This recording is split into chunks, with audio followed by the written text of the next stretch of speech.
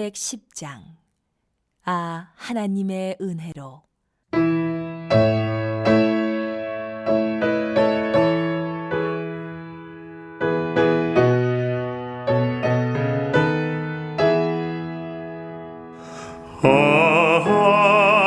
하나님의 은혜로 있을 데 없는 자 왜 구속하여 주는지 난 알 수 없도다. 내가 믿고 또 의지함은 내 모든 형편 아시는 주님 늘 보아주실 것을 나는 확실히 아네. 왜 내게 굳센 믿음과 또 복음 주셔서 내 맘이 항상 편한지 난 알 수 없도다. 내가 믿고 또 의지함은 내 모든 형편 아시는 주님 늘 보아주실 것을 나는 확실히 아네.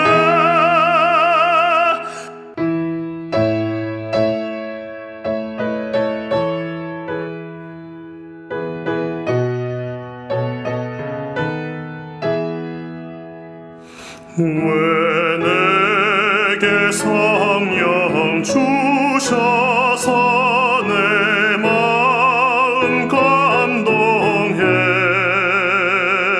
주 예수 믿게 하는지 난 알 수 없도다. 내가 믿고 또 의지함은 내 모든 형편 아시는 주님 늘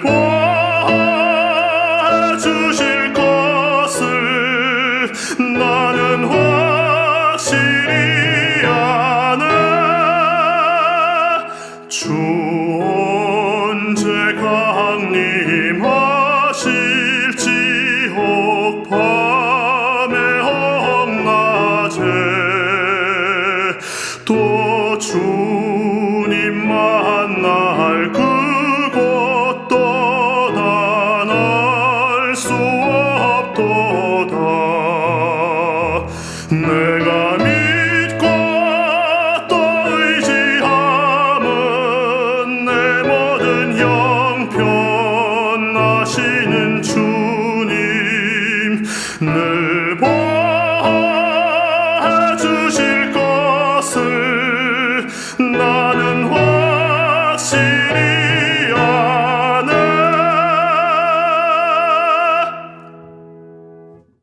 제13장.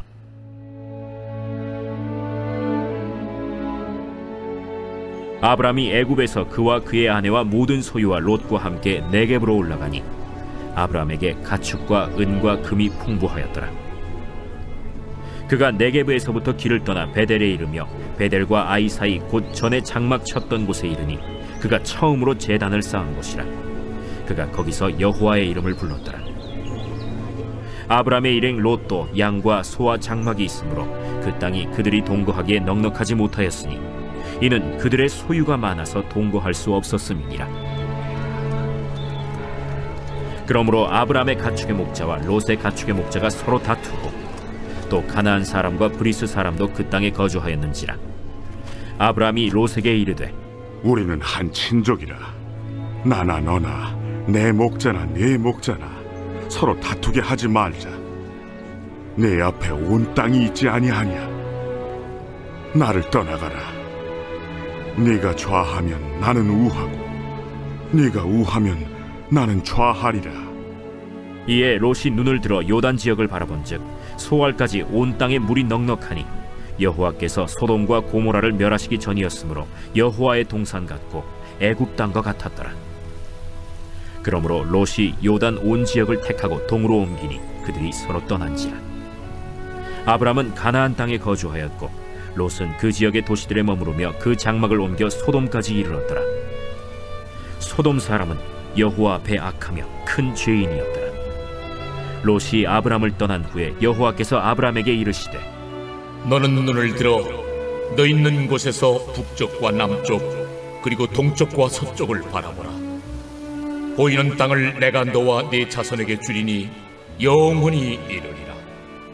내가 네 자손이 땅에 티끌 같게 하리니 사람이 땅에 티끌을 능히 셀 수 있을진데 네 자손도 세리라. 너는 일어나 그 땅을 종과 횡으로 두루 다녀보라. 내가 그것을 네게 주리라. 이에 아브람이 장막을 옮겨 헤브론에 있는 마므레 상수리 수풀에 이르러 거주하며 거기서 여호와를 위하여 제단을 쌓았더라.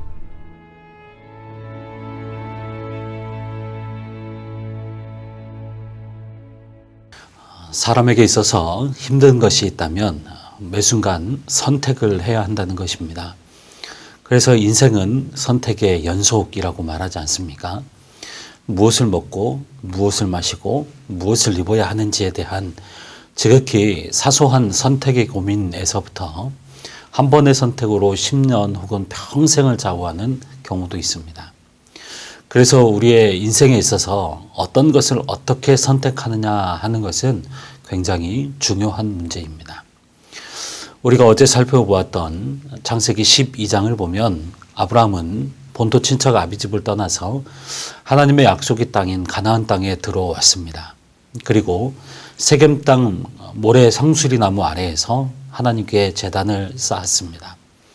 그러면 우리가 생각하기에 당연히 하나님의 명령에 순종했으니까 복을 주셔야 한다고 생각할 수 있는데 성경을 보면 가나안 땅에 기근이 찾아오게 됩니다. 그래서 아브라함은 풍요의 땅인 애굽으로 내려갑니다. 그런데 그곳에서 아내를 누이로 속이면서 또 자기 목숨을 구하고 심지어는 많은 물질을 얻게 됩니다. 그리고 이제 시간이 흘러 아브라함은 모든 재물과 가축들을 가지고 다시 가나안으로 돌아오게 됩니다. 정리해보면 어제 살펴봤던 창세기 12장은 기근이라고 하는 물질의 문제에 대한 시험이었습니다. 그런데 오늘 본문 13장은 역시 바로 이 물질의 문제로부터 시작이 되고 있다는 것입니다.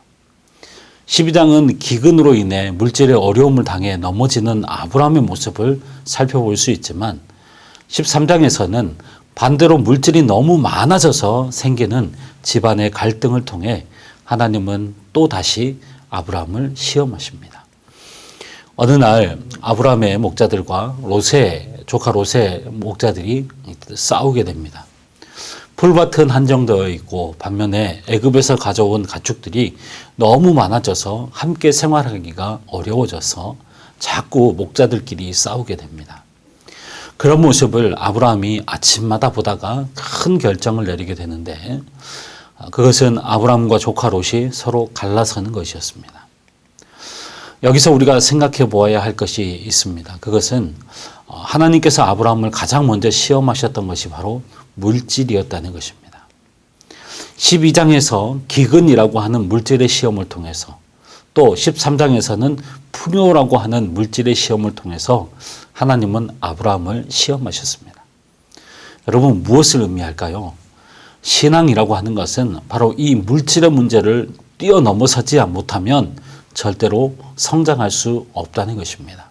왜냐하면 우리의 마음이 있는 곳에 물질이 있고 하나님과 재물을 겸하여서 섬길 수 없기 때문입니다. 마태복음 6장 24절은 이렇게 기록하고 있습니다. 한 사람이 두 주인을 섬기지 못할 것이니 혹 이를 미워하고 저를 사랑하거나 혹 이를 중히 여기고 저를 경히 여김이라. 너희가 하나님과 재물을 겸하여 섬기지 못하느니라. 사랑하는 성도 여러분, 2022년 한 해 혹은 우리의 평생의 삶 가운데 때로는 물질 때문에 어려움을 당할 때도 있을 것입니다. 그러나 기억하십시오. 물질의 문제를 뛰어넘지 못하면 절대로 우리의 신앙은 성장하지 않습니다. 때로는 어려움을 당해도, 때로는 풍성함을 경험해도 물질 때문에 넘어지지 말고, 물질을 주인 삼지 말고 물질의 주인이신 하나님만을 섬기는 우리 모든 성도님들이 되시기를 주의 이름으로 축복합니다. 그래서 잠언 기자는 이러한 기도를 하나님 앞에 드리지 않았습니까? 잠언 30장 7절에서 9절까지의 말씀입니다. 내가 두 가지 일을 주께 구하였사오니 내가 죽기 전에 내게 거절하지 마시옵소서. 곧 헛된 것과 거짓말을 내게서 멀리 하옵시며 나를 가난하게도 마옵시고 부하게도 마옵시고 오직 필요한 양식으로 나를 먹이시옵소서. 혹 내가 배가 불러서 하나님을 모른다 여호와가 누구냐 할까 하오며 혹 내가 가난하여 도둑질하고 내 하나님의 이름을 욕되게 할까 두려워함이니이다. 이 잠언 기자의 기도가 우리 모두의 기도가 되기를 주의 이름으로 축복합니다. 계속해서 오늘 본문을 보시면 아브라함이 롯과 갈라서는 것을 제한하고 롯이 선택권을 가지고 선택을 합니다. 그런데 성경은 이 두 사람이 땅을 선택하는 것을 굉장히 날카롭게 비교하고 있습니다. 먼저 10절 말씀을 보면 롯이 땅을 선택하는 것에 대해서 이렇게 기록하고 있습니다. 10절 말씀입니다. 이에 롯이 눈을 들어 요단 지역을 살펴본즉 소알까지 온 땅에 물이 넉넉하니 여호와께서 소돔과 고모라를 멸하시기 전이었으므로 여호와의 동산 같고 애굽 땅과 같았더라. 여기 보면 롯이 소돔과 고모라를 선택한 이유, 소돔과 고모라를 선택한 방법과 관점에 대해서 이렇게 말하는데요. 여호와의 동산 같고 애굽 땅과 같았더라 라고 됩니다. 롯의 관점이 여호와의 동산과 애굽 땅을 동일시 여기고 있습니다. 다시 말하면 롯의 관점이 바로 육신의 정욕에 있었음을 알 수가 있습니다. 육신의 정욕과 안목의 정욕이 롯의 선택의 기준이었던 것입니다. 뿐만 아니라 또 10절을 시작하는 구절을 보면 이에 롯이 눈을 들어라고 하는 표현이 나옵니다. 이 눈을 들다라고 하는 이 표현은 단순히 눈을 드는 어떤 그 동작만을 묘사하지 않습니다. 더 나아가 여기에는 영적인 의미가 담겨져 있습니다. 까치발을 들고 손을 이마에다가 올리고 두루두루 유심히 찾는 행동을 의미하는 것이죠. 그렇게 자신이 살아갈 땅을 선택한 것이죠. 그런데 이러한 행동의 주체가 누구입니까? 바로 롯 자신입니다. 이에 롯이 눈을 들어 이 표현을 기록하고 있죠. 이것은 단순히 성경 기자가 어떤 사실만을 기록한 것이 아니라 또 다른 의미를 내포하고 있는 것입니다. 무슨 뜻이냐면 롯은 하나님보다 앞섰다는 것입니다. 롯은 하나님보다 더 많은 계획을 가지고 있었다는 것입니다. 즉 롯은 자기 자신의 삶의 주인이 바로 자신이라는 것을 기록하고 있는 것이죠. 반면에 아브라함은 어떻습니까? 14절 말씀을 보시면 롯이 아브라함을 떠난 후에 여호와께서 아브라함에게 이르시되 너는 눈을 들어 너 있는 곳에서 북쪽과 남쪽과 그리고 동쪽과 서쪽을 바라보라. 아브라함도 눈을 듭니다. 그런데 아브라함은 자신이 눈을 든 것이 아니라 아브라함의 눈을 들게 한 주체가 누구입니까? 여호와입니다. 롯은 자신이 눈을 들어 자신의 삶을 계획했지만 아브라함은 하나님이 말씀하실 때까지 기다렸습니다. 이것이 별 차이 아닌 것 같지만 결국 이 차이가 두 사람의 삶을 바꾸게 되는 것이죠. 내가 눈을 드느냐? 하나님께서 말씀하실 때까지 기다리느냐? 결국 우리의 신앙은 바로 이 싸움 아니겠습니까? 내가 눈을 들어 내 삶을 계획하고 선택하는지 아니면 하나님의 신실하심을 바라보며 때를 기다리는지 그렇다고 해서 아무것도 하지 말라는 말이 아닙니다. 하나님의 때를 기다리면서 우리가 해야 할 일들, 하나님이 우리에게 주신 지혜들을 가지고 잘 준비하는 것이 필요합니다. 사랑하는 성도님 여러분, 우리는 하나님께서 우리에게 주신 2022년을 시작하고 있습니다. 아마 개인적으로 많은 계획들을 세우고 새로운 결심과 결단도 하셨을 것입니다. 그러나 우리는 한 치 앞도 내다볼 수 없는 어리석은 자들입니다. 안개와 같은 존재들이고 들풀과 같은 존재들 아닙니까?